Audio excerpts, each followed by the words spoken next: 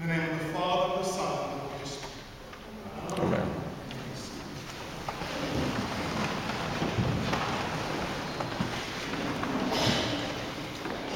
For those of you who are old enough to remember Eucharistic prayer rite 1, you may remember a portion of the service where it said, "This is a true saying, and worthy of all men to be received, that Christ Jesus came into the world to save sinners."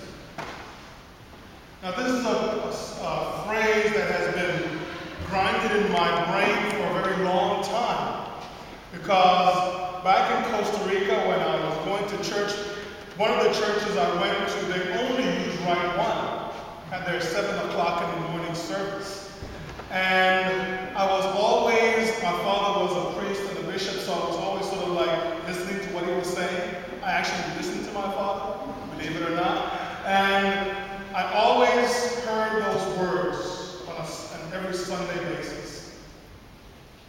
This is a true saying, and worthy of all men to be received, that Christ Jesus came into the world to save sinners.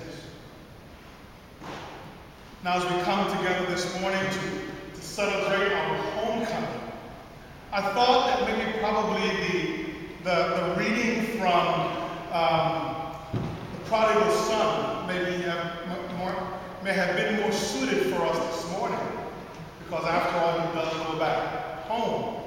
But as I thought more about it, I realized that the prodigal son at the end of the day was a spoiled brat who, by his own choice, asked his father for his inheritance, and by his own choice went away, squandered the money, and when he found himself in trouble, he said, "Oh, let me go back home. It's better than being out here." See, but the difference between that and the parable we hear this morning from the gospel is that most of the time, a coin that gets lost does not intentionally get lost, or no one intentionally loses their money. Most of the time, it's somewhere in your pocket or in your purse, and as you're fiddling around, it falls, and if it's a coin, depending on how big your house is, it will roll and roll and roll to a corner where you can't find it.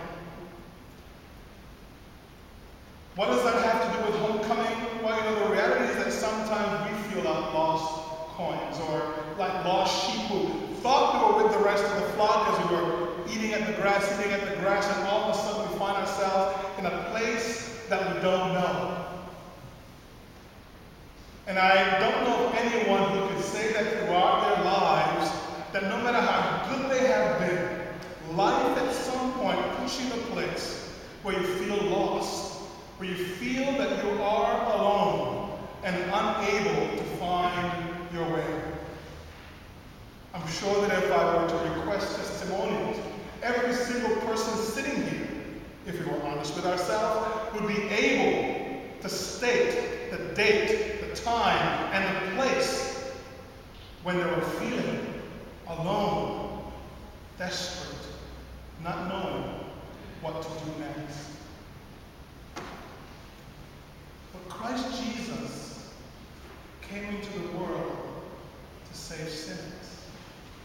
And the good thing is that even in the midst of our loss, of not knowing where we are, the truth is, it is not that our owner, God, doesn't know where we are, is that we don't realize that God is actually present there with us, saying to us, "I am here. Listen to me, don't worry. I am here. You're not really lost. I'm caring for you. Listen to me." Because most of the time when we feel that sense of loss, it's really that we're sort of, I'm going to use the phrase loosely, lost our minds, and are unable to think straight, and are definitely can't see straight. And that is why I love this hymn. And that is why I think it has lasted for so many generations, and people have loved it so much. Amazing grace, how sweet the sound that saved a wretch like me. I once was lost, now I'm found. Was blind, but now I can see. It is the realization of just how great God's grace and love for us is.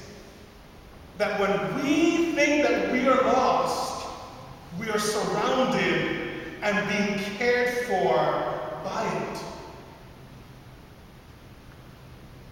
And that grace of God is there to save even a wretch like me and like you. I once felt myself to be lost, but now I know that I am actually found. I was blind to see God present, but now I can see. I've told the story of many years ago when I was in the process of my initial process of ordination. One of my dearly beloved sister-in-laws said to me, Mauricio, it is such a pity. Why are you going to waste your God-given gifts in a church that is so full of sinners like the Episcopal Church? Believe it or not, it didn't take me long to respond. I don't think it was more than 3 seconds, and I said, thank you. Thank you. You have just given me the exact reason why I have to be in the Episcopal Church. Because Christ Jesus came into the world to save sinners. And as long as there is one sinner left in the Episcopal Church, that is where God has called me to minister. Believe me, I'm number one on the list. So as we come together this morning to celebrate homecoming, don't think of it simply as the beginning of the school year, and therefore those who have been on vacation from church are now coming back. Don't raise your hands. I'm going to put you on the spot.